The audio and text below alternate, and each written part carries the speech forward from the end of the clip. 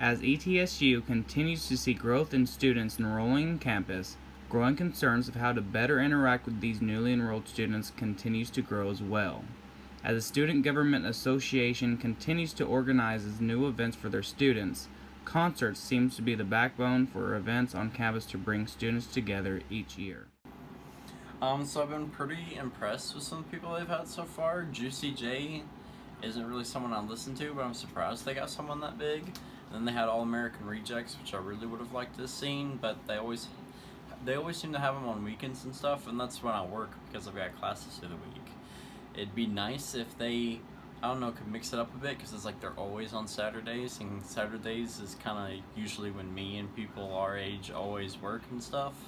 So it's not always easy to get a Saturday off, because that's pretty much the one day a week we can all be expected to work. Because a lot of people are off Sundays, but Saturdays, yeah. I mean, it's normally a good day for it, but since you're catering to students specifically on campus and stuff, I feel like they should work around that a little more. I know in the future we're gonna have AWOL Nation. I really like them. I'd probably go see that.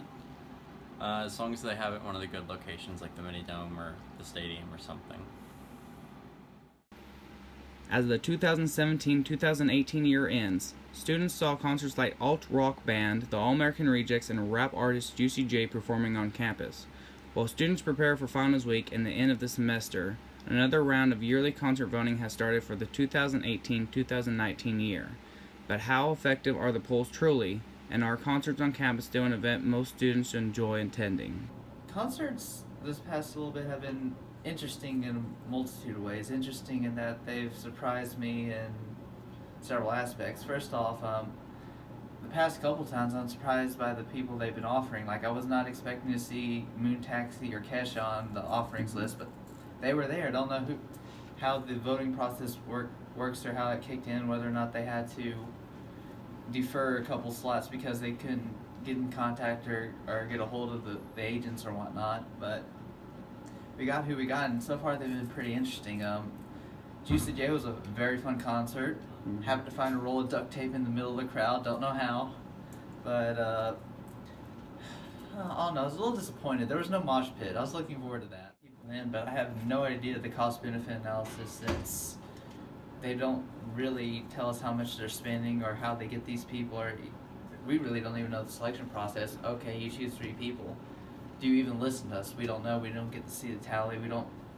I feel like there's a disconnect on us seeing how the selection process goes there, but so far the concerts I have been to have been a lot of fun. There's a lot of good energy, and I can see a lot of people stressed for leaving and partying there, so at least that's something for students that are here. Well, personally, I thought that the All-American Rejects concert, I thought it was great. It's actually one of the best concerts I've been to, just because I also loved them ever since I was a kid. Fortunately, I didn't get to go to the Juicy J concert because I was out of town that weekend, but I heard it was actually pretty great. I think it's really beneficial for everyone to come together and do that.